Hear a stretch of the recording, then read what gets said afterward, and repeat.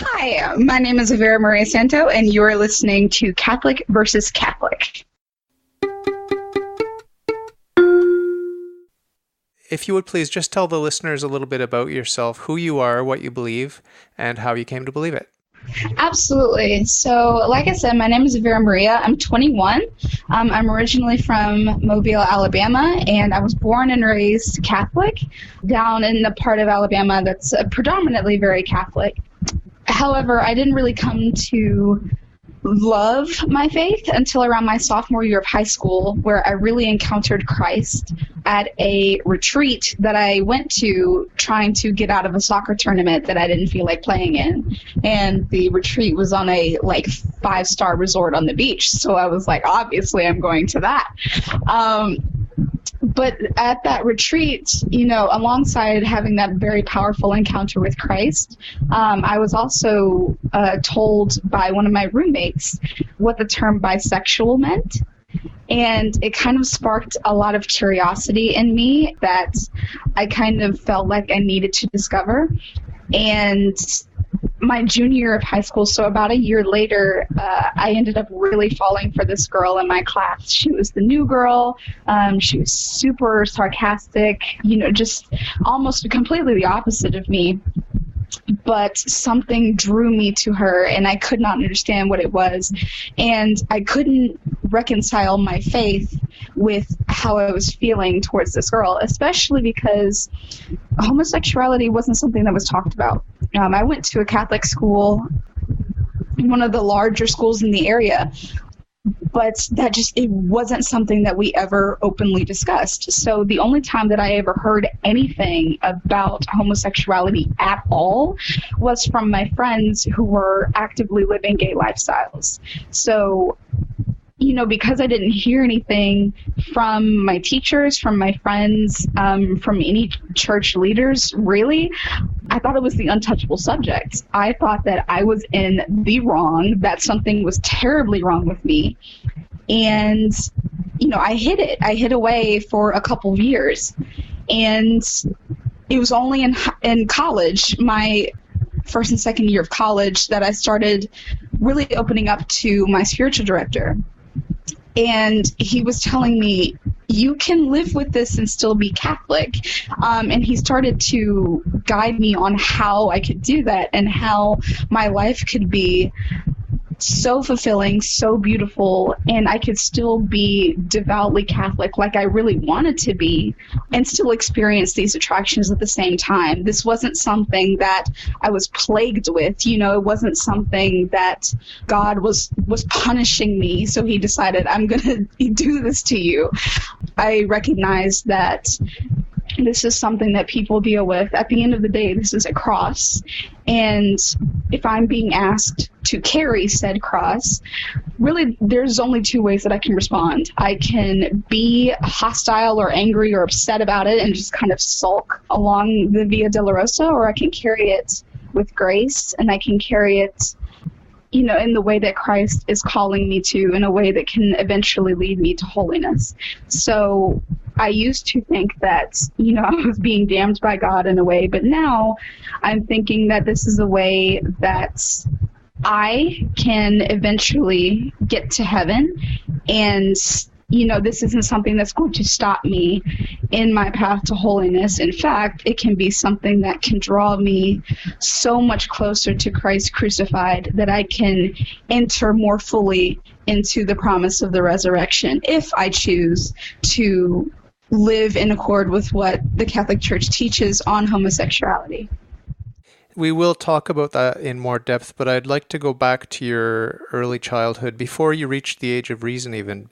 Can you just talk about your earliest childhood memories about religion, maybe some of the family members that inspired you or people in your community?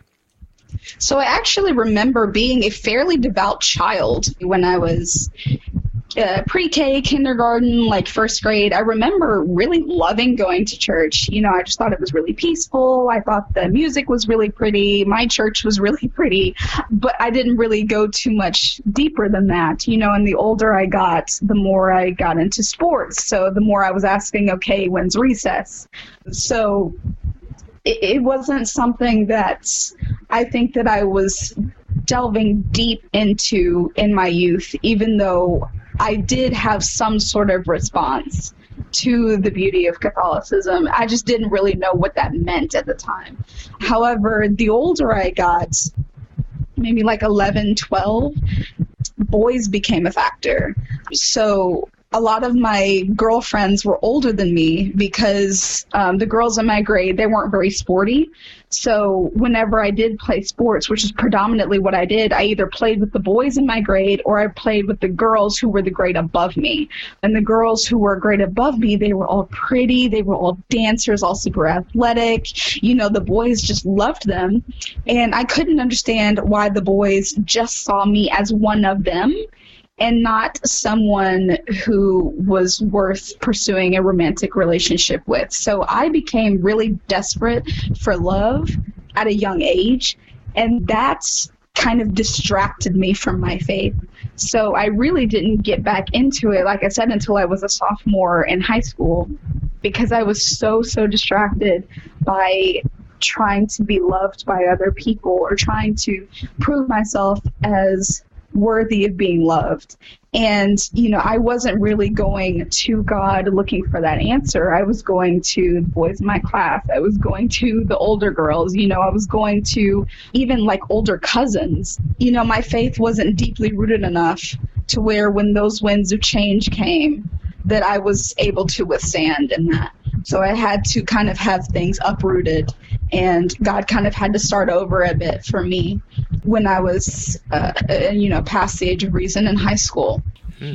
What about your family? Can you talk about the faith of your parents, your grandparents, your siblings? Can you just give a rough sketch of sort of where people stand on the religious spectrum? So both of my parents are Catholic. My dad's side, you kind of see more of the Protestantism. However, on my mom's side of the family, it is predominantly Catholic. She has a lot of French, like Creole heritage, as well as the African-American part of her family. So we have like that deep-rooted Catholic background there. So that's kind of what I was exposed to when I was younger. It wasn't super devout, though, I will say. I didn't have too many family members who you would see at daily mass, for instance. You know, like I would see people going to mass every Sunday, or I would see that kind of thing. But it didn't go too much deeper than that. So I didn't really know that there was a possibility to go deeper in that until I was much older. So I am thankful for having at least the bare minimum of that faith foundation.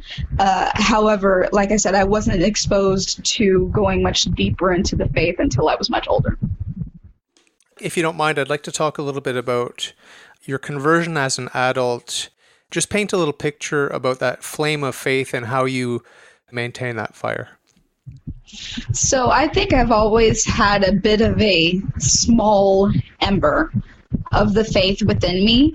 Sometimes that turns into a roaring fire, and other times it goes back to that very dim ember. And I think that that's kind of what happened to me when I was a sophomore in high school at that retreat, is that fire started roaring, and I was so hyped. You know, I was so ready to delve as deep into my faith as I possibly could. However, you know, again, the winds of change came and kind of started blowing on that, and it kind of waned for a little while, and then I would have more experiences like that in the coming years, and it would just, my faith would be so unsteady. You know, I don't think I've ever had an issue believing that God is who he says he is.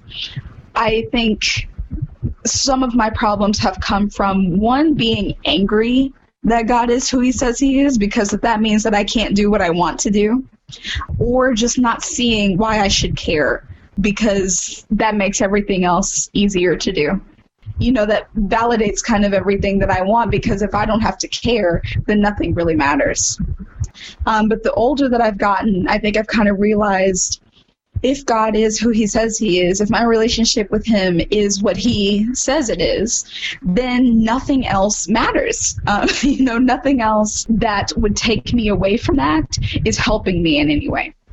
So my faith life has actually become a lot stronger in the past year and a half. Something has really switched in my brain in order for me to kind of recognize that, when I'm completely stressed or when sin is kind of overwhelming my life, the whole reason that I feel that tug towards God is because he wants me. He thirsts for me. So I really started basing my life off of that truth. And that's why I've been able to bring light to everything that I suffer with, because now everything that I suffer from makes sense. My suffering now has meaning because of the cross.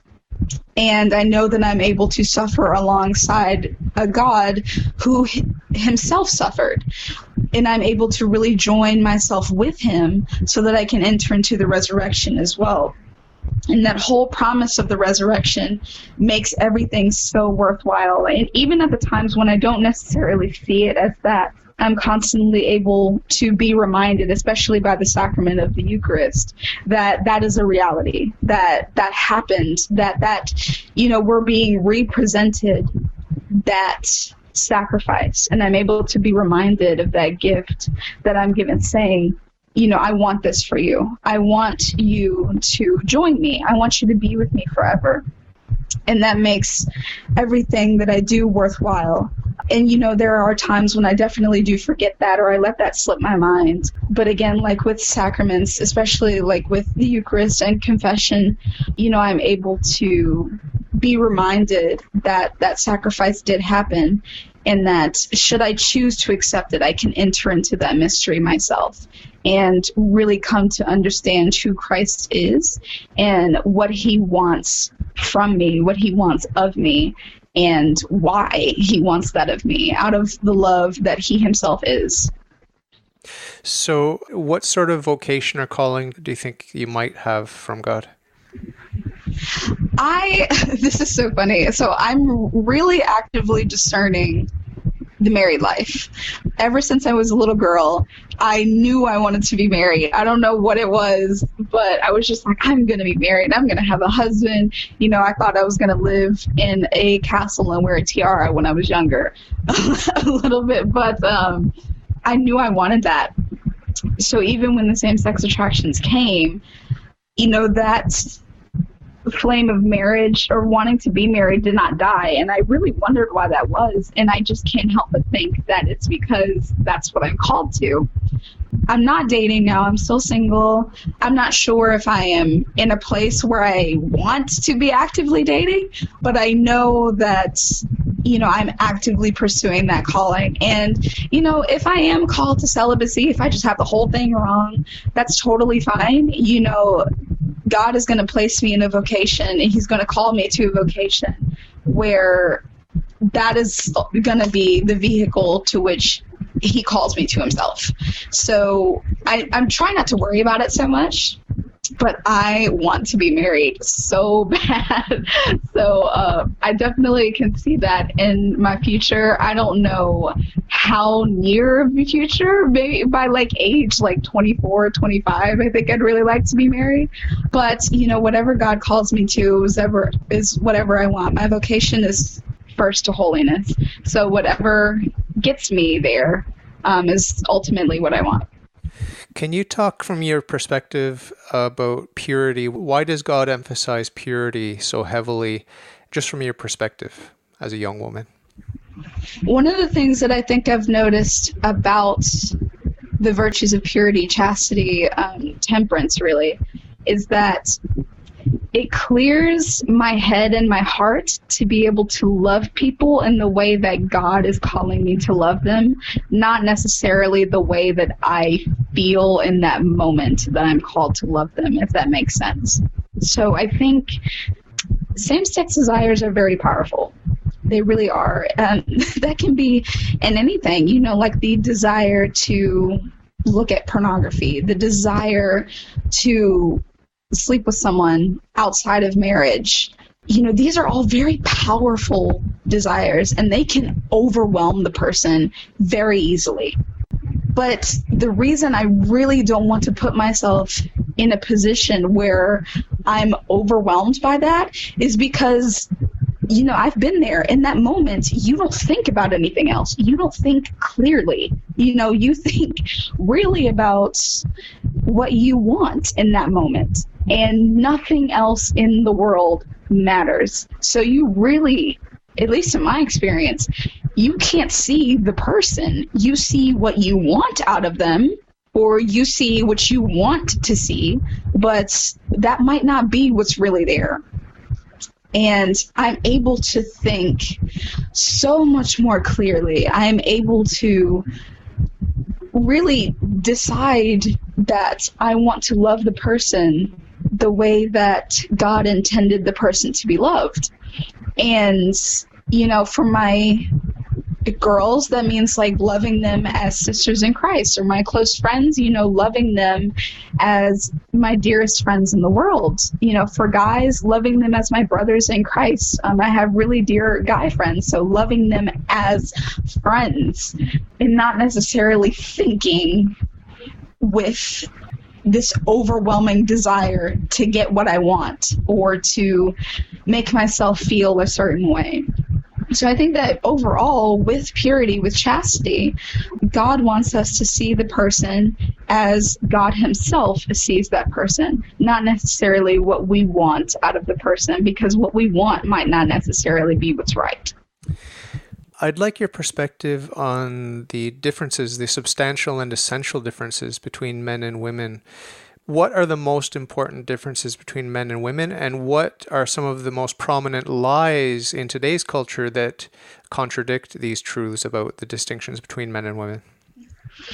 So I think that women and men, even the way that we think at the very basic level, is very different. Not to say that, the way that men and women think can't overlap, or a woman can have traits that or can have like a personality or something like that, something very superficial, where that more generally a man might have, doesn't mean that like she was born in the wrong body or he was born in the wrong body or anything like that. And, I'm no scientist. I got straight C's and D's in biology in high school, so it's not my best subject. But, God created the man and woman for a reason. They are different. And just because we're different doesn't mean that we're not equal. We're very equal. God wants us to be equal, but at the same time, we can be different from each other without one being superior or inferior to the other. So it's not a bad thing. And, even spiritually, the way that women, in a sense, kind of connect with God, and the way that God connects with us is very different than men. I think receptivity is very different in women than it is in men. I think women have a higher capacity for receptivity because, even in the sexual embrace, we're kind of on the receiving end.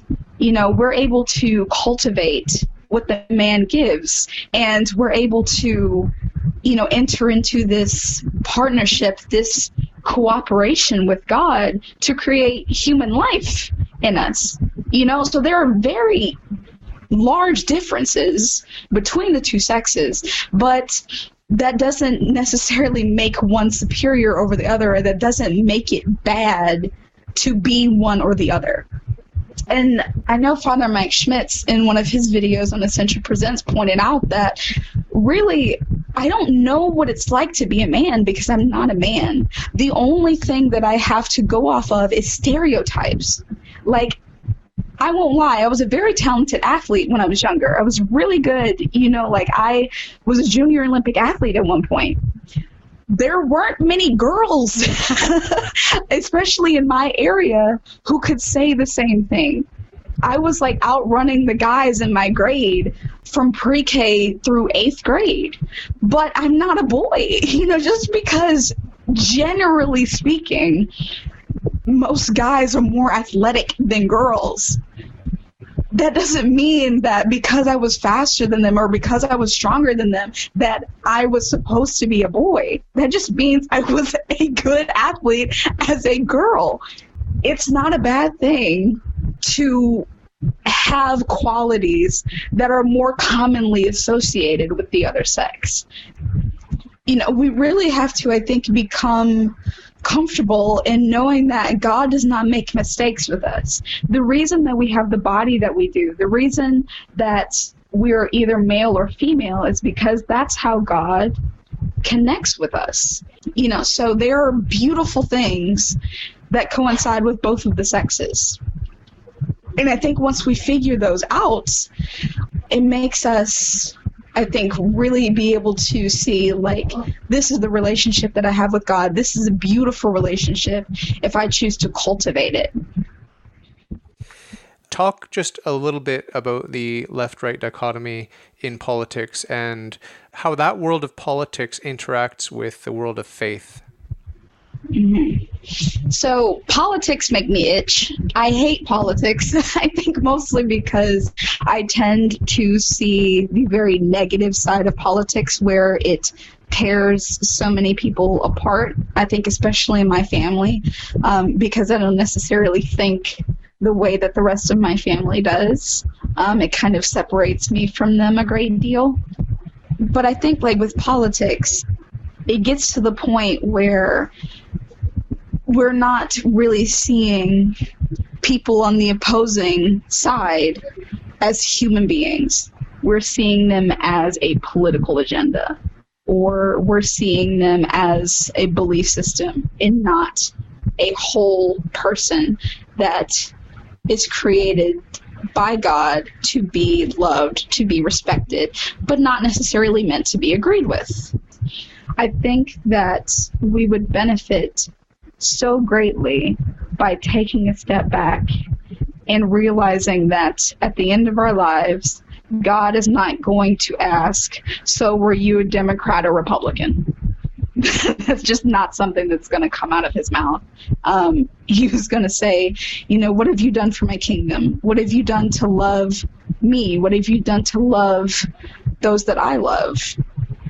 And there can be so much good on both sides. I see very compassionate, very loving people on both sides, but there's also a great deal of hatred on both sides as well.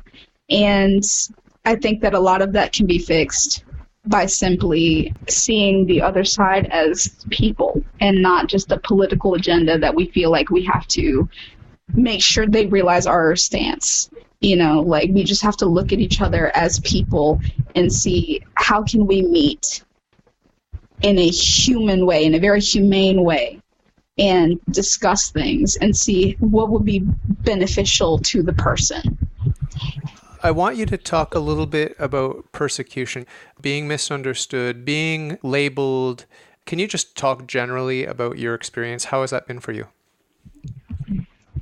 So I've been fairly fortunate enough to not experience too much persecution from inside of the church, especially with my SSA. The majority of people, when I was first telling people, the most supportive people were other Catholics.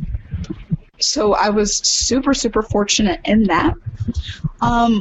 But a lot of times when I do try to share my opinions with people, they will automatically say things like, well, you're Catholic, so you're just Bible thumping, or, you're not really seeing things as they are. You're seeing them through a lens, especially because I grew up Catholic. I think I kind of envy converts in that way because people think that I was brainwashed, as a child. So I didn't have the liberty of coming to the realization that the Catholic Church is all true, is all good, and is all beautiful because I grew up with it. Even though I chose the faith for myself later on, because that was what I was most used to or what I was most comfortable with, people tend to disregard anything that I have to say. And I think that I experience most of that from self-professed members of the LGBTQ community, where I will state an opinion, especially in the realm of chastity or celibacy or things like that. And, their immediate thing is like, you're Catholic, you just don't understand what it's like, or you don't know me, or you don't know my story, which is funny because they also don't know mine. So they're making these judgments, saying you don't know me, you don't know my story, when they don't know me or my story either. So it's kind of hard oftentimes to have these conversations when people will see a tweet or something I post on Facebook or something, and then just kind of get offended and get all in my comments or my mentions and just catch an attitude, But when I'm able to encounter people on that human level, when I'm able to have these conversations and really just ask people about their stories, or even ask something as simple as their name, I'm able to communicate what I think without an argument ever really happening. Like sometimes debates will happen, but I have been fortunate enough to not experience that so much yet. I say yet very strongly because I know as I grow, hopefully as my platform grows, the amount of hatred and the amount of opposition is definitely going to grow as well. But at the same time, that just gives me, I think, an opportunity to, again, join my sufferings to Christ, because he experienced so much persecution as well. And he experienced persecution to the point that he died at the hands of his persecutors. So I still am able to share in that in some way, and I'm able to offer that to Christ, and I'm able to share that with him. So I try not to see it so much as something that's a roadblock for me, but I try to see it as something that is giving me even more of an opportunity to suffer with Christ and to join in him on the way of the cross, and eventually, get to Calvary, where maybe I'll be able to make a very profound statement to people without being judged or without experiencing so much persecution. Maybe I'll finally be able to say something. But even if that day doesn't come for people, I try not to take persecution personally, especially because most of those people don't know me personally. Most of my friends here in Montreal are atheist, agnostic, New Age, or lapsed Christians of some sort. And my homosexual friends, they haven't adjusted too well to my conversion to Catholicism. There's a lot of tension. There's a lot of unresolved tension. But one organization that I've discovered that I think strikes the right balance is called Courage. I'm sure you've heard of it. Mm-hmm, I have. I actually just got back from the national conference in Philadelphia. I got back a couple of weeks ago. It was fantastic. Okay. Can you tell me and the listeners a little bit about Courage, because you have firsthand experience with it? Is it all that it claims to be? Because it seems very Catholic and it seems very loving and striving for chastity and purity and striving to be true followers of Christ. Absolutely. So Courage is an organization, a very Catholic organization that kind of welcomes in people like me and is able to provide pastoral care and community to Catholics with same-sex attractions. And it is a profound ministry. There are chapters of Courage all around the country. I think there's several in Canada, I think maybe a couple in Italy, but it is definitely something that is growing. Outreach is profound, and it's still something that's growing, and like I said, a lot of people don't know about it, but I really think that's a shame because of how much Courage helps. Actually, one of the things that my spiritual director in high school is actually one of the chaplains of Courage in my archdiocese, because I kept coming to him saying, I'm struggling with this. I don't know what to do. I don't know how to be a faithful Catholic and still feel the way that I feel. Like, what can I do? And he really didn't know what to do except research what Courage was. So that is why the Archdiocese of Mobile, where I'm from, is why we have a chapter of Courage. Like my chapter is not that big, but there are some that are really, really flourishing. And it's kept fairly anonymous. Like you're usually interviewed by a priest to be invited into the group, just because They want to make sure that you know what the Catholic Church teaches, you know what courage is about, you're able to get to know the chaplain in that way. And then, the community is very warm and inviting in itself. But just what courage has done for me, especially, not just exposing me to my chapter, but the overall courage community. The retreat that I went on in Philadelphia was so beautiful. We were able to have mass every day. There were times of conversation and prayer. There were times when the men and women were separated, and when we were kind of able to have that community as men and women, or we had a social on the last night, so we were kind of able to just like have cake and drinks and things like that. So it is so overwhelmingly beautiful what courage is doing for, I think, one of the most scrutinized and also marginalized groups in the Catholic Church. I know Father James Martin says that LGBT Catholics are the most marginalized group, and I think that he is absolutely wrong on that. I think that the most marginalized group of Catholics are men and women with same-sex attractions who are actively trying to live in accord with Catholic Church teaching and not try to change it, not try to, make people feel bad about believing it or anything like that. They are actively trying to live in accord with how God has asked us to live. And courage ministers to those people in a way that is so beautiful, so profound, and that's very practical. And, I love my chaplains, I love my group, and I love, the overall community that Courage has really invited me into. And like I said, it is a very Catholic organization. We're very focused on staying true to Catholic Church teaching. And honestly, I don't know any other group like it. And, I am so thankful for Courage and all that the organization does. And I really hope to see it grow more and more over the years, because it is so needed. It is so necessary. And I just don't think enough people know about it. Can you talk from your perspective as a young woman about the sex abuse scandal? What is your impression of it, and what does it mean, and how does that affect your faith in the hierarchy of the church? What's happened with the sex scandal in the church doesn't shake my faith at all. So I still believe wholeheartedly that the Catholic Church is good, true, and beautiful. However, I will say that this greatly disturbs me, that seemingly such a high percentage of people that should be trusted in the church have proven themselves to be untrustworthy.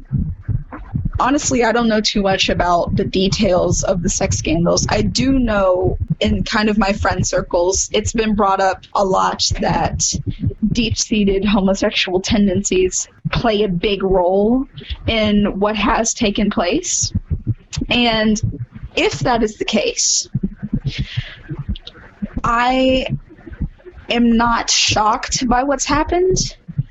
I think I'm just kind of wondering, when are we going to start talking about this? Because like I said, when I was in high school, homosexuality was the untouchable subject. You did not talk about it.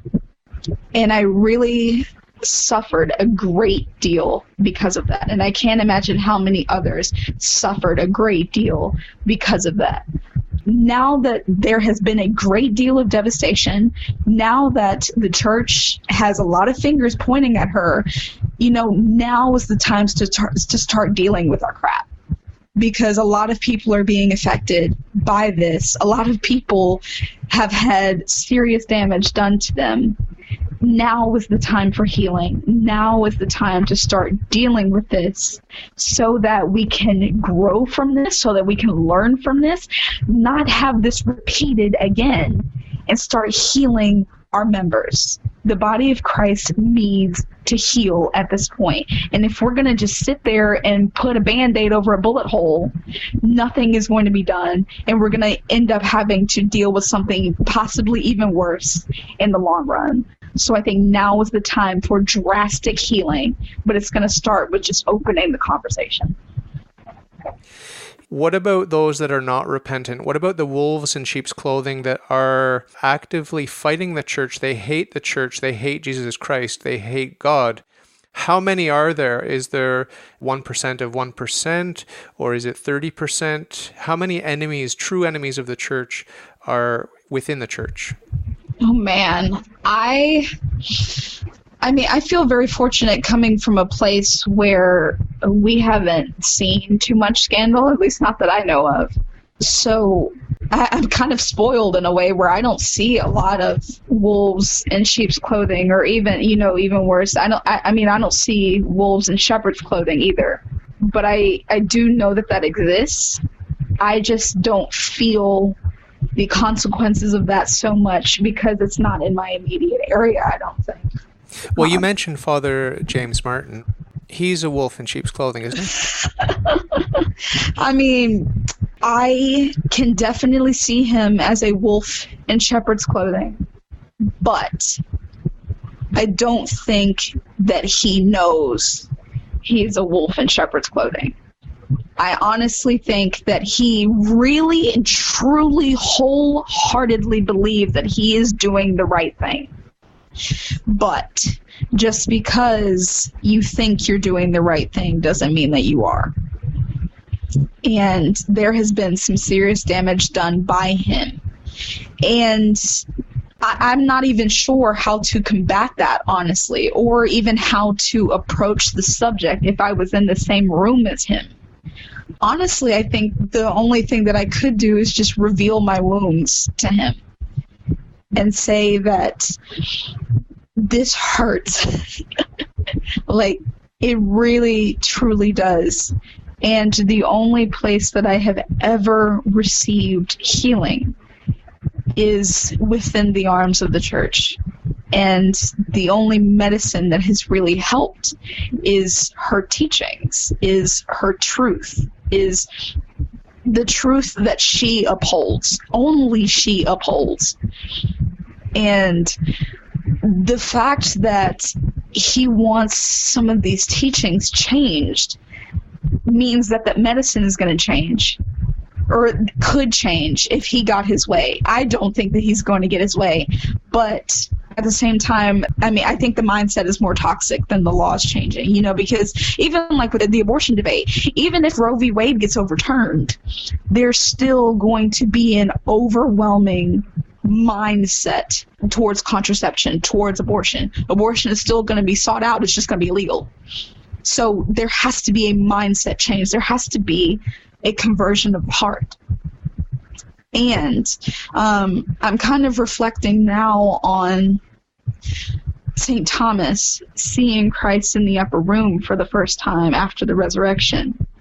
He is only able to see that Christ is who he says he is, that Christ is Christ, when he touches his wounds.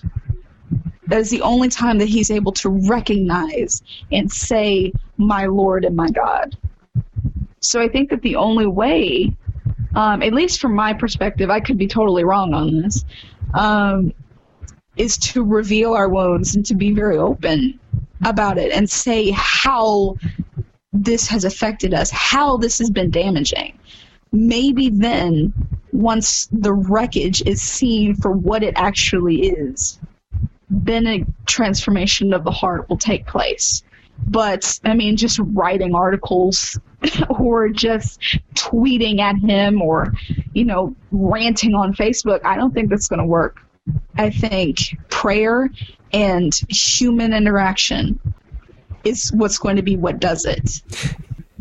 But, I mean, I don't know. Yeah, I just want to qualify my statement. I mean, I don't know if Father James Martin is a wolf in sheep's clothing. God only knows, right? I'm not as familiar with him as I am with some other dissident Catholics, but the thing is that, only God knows what's in our heart, and we have to give the benefit of the doubt, even to those in error, because for mortal sin, of course, you need to have not only grave matter, you need full knowledge and free consent. So I think it's an important thing to emphasize, and I'm not going to be judged for his sins or anyone else's sins. But I want to talk a little bit before I wrap up. I will wrap up soon, but I wanted to get your perspective on Pope Francis. I love Pope Francis. I like him. I respect him. I admire him, and I want to imitate him. And I've learned over the years enough to know that he is widely misunderstood and he's portrayed in a negative light by his enemies. What is your perspective on Pope Francis? What is he doing for your faith? I think he is the leader of the church. And as the leader of the Catholic Church, he deserves to be respected. And I highly respect the man. You know, I follow him on Twitter and I like his tweets and things. I do know that some of the things that he said have been taken out of context a great deal. So I get a lot of conflicting viewpoints on him. But, I mean, I will say, especially like to people who say like he's the Antichrist or, you know, things like that, or you know, I think he has really, really beautiful points. And maybe some of the things that he said could be articulated a bit more. But like I said, he is the Pope. And he definitely deserves to be respected as the pontiff. And I pray for him, and I hope that he turns out to be the leader of the church that God is calling him to be. Mm-hmm. Just briefly, what are some of the deal breakers where you would say, okay, that's it, I have to leave Christianity? What would it take for you? If the teachings on homosexuality changed, that would break it for me, because I don't want anyone to water down the faith for me. I don't want to belong to a faith where people think that I have to be catered to. I want to believe that Christ has allowed me to carry this cross because he knows that I'm capable of doing so. If for some reason I somehow learned that Christ was just trying to baby me, then I would leave, because I don't want to serve a God that can change on a whim just because of how I feel. You know, my feelings can change. My feelings do change. The way that I feel about this cross is different depending on my mood, is different on different days. But I don't want my God to change. And if I serve a God that can just change because his members feel a certain way, then I want no part of that. Speaking of Christianity light, what do you think about Christian unity? What is going to draw all of us Christians and all of us humans really eventually to the one true faith, so we can get into that one ark that saves and everyone outside of the ark will perish, right? So what's your perspective on Christian unity? I think that Christians will be unified when the least of us are seen as the model.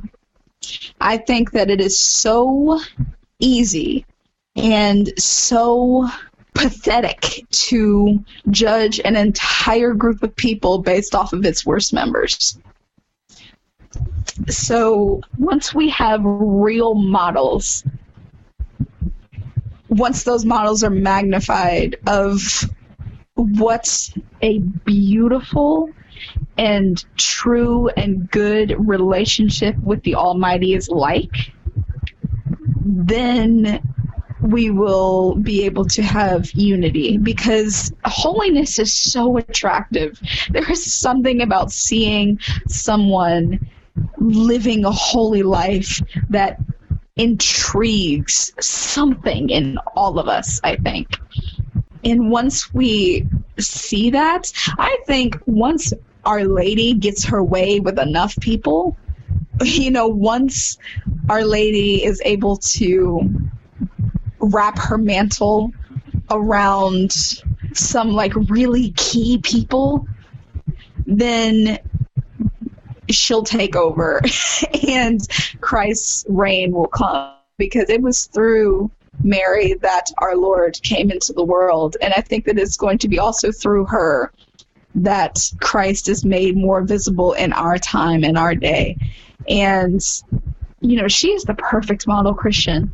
And I think, like, when devotion to her sparks, when this becomes a very Marian age, when we're able to look to her and she is able to make those models of Christian joy, of Christian unity, then more and more people are going to be drawn in to the authenticity, to the reality of what the Christian life is meant to be like.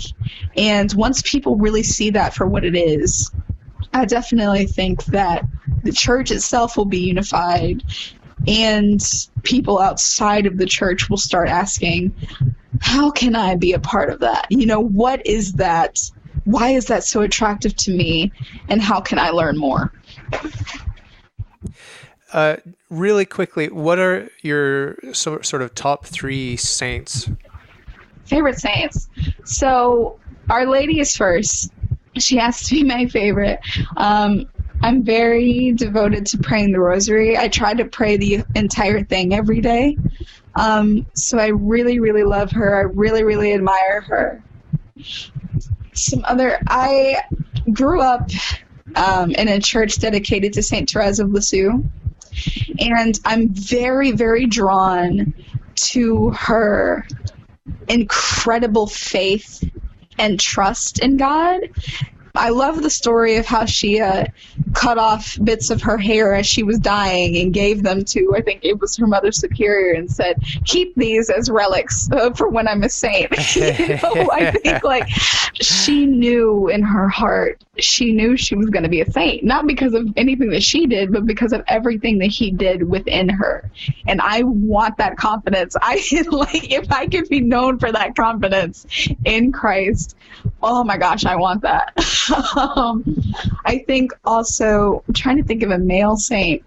Well, I'll say this. He's not a saint yet, but the founder of Courage, Father John Harvey, I think is absolutely going to be a saint. And I'm really looking forward to the day that I'm able to say Saint John Harvey. And Father Benedict Groeschel, who also played a part in the founding of Courage. But those two men, Father John Harvey especially, they saw a need in people like me and decided to fight for other people to recognize our capacity for holiness, and for us to recognize our capacity for holiness, and that God had not abandoned us and that God had not forgotten us.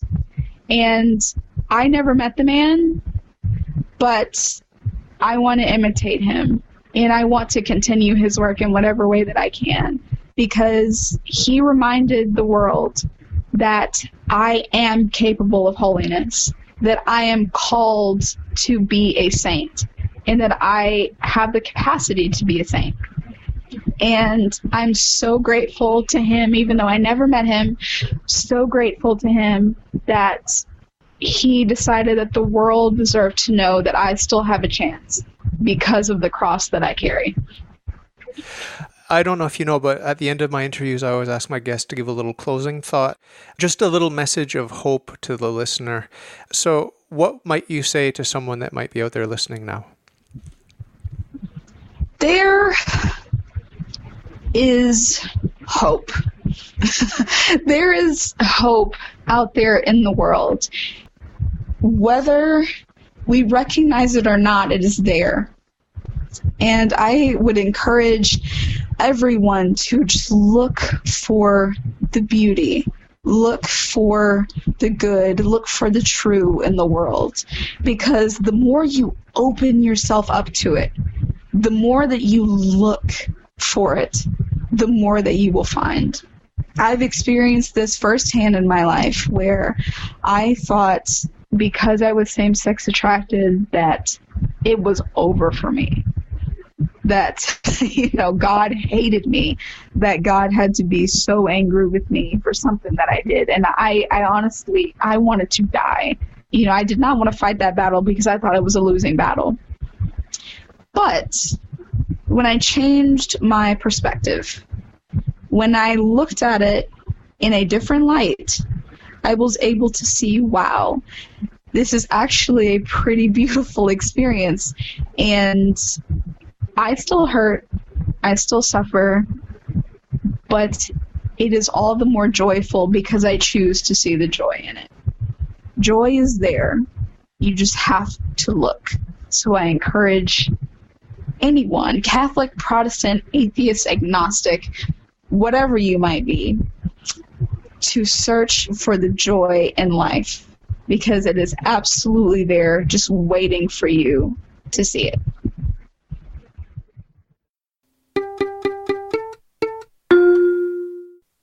If you like your worldview, if you think it's swell, if you've got some questions, ask me and I'll tell. All you got to do is ask. All you got to do is ask.